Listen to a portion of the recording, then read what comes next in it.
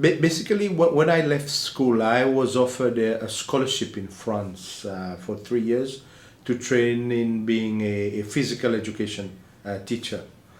But by the time the coup d'etat had already happened, and obviously I finished school a month after the coup d'etat, and I had been promised this course. I had been allocated this course just before the coup.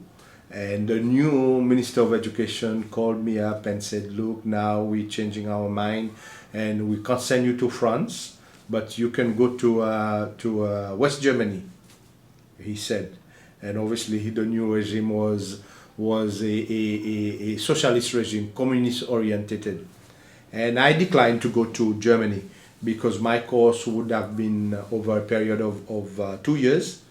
And for a year I would have to learn the language because the course was to be taught in German. So I declined, and then the Minister of Education at the time said that you better resign your position if you don't want to go to Germany. And then I resigned my position, and then I started working for the immigration. And then at the immigration I was there for about 9 months, and then there was a student demonstration. And I wasn't involved, but I was sacked, accused of being involved in the student demonstration. The student demonstration itself is an interesting story. It was over a national youth service, which the new government wanted to introduce. And what it is at the age of 15, you will stop school, you go into a national youth camp for 2 years. You are taken away from your parents and you go into that camp, and there you learn politics. Basically, it was an indoctrination camp. And people rebelled, they didn't want to go there. And then this is why the student demonstration took place. And obviously I was working for the immigration at the time. And unfortunately I got accused of having organized and participated, which was a complete lie anyway, but I lost my job there. And I was jobless for... Was there anything you could do about the fact that you got sacked? There was nothing. It was a one-party state at the time. It was in 1979. And what happened to the students that were demonstrating? Were they arrested or?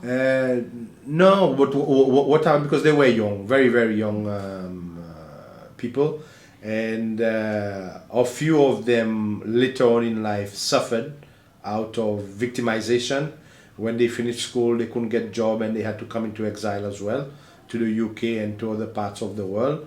And but what the government did, the revolt went on for about a week, and then they said there'll be no school, so everybody need to stay at home, and then nobody would come down to school. So what they didn't want to do, they didn't want the students to group. So that went on for about a week. And then their parents were called in for meetings and stuff, and obviously they were threatened with losing their job if their kids carry on.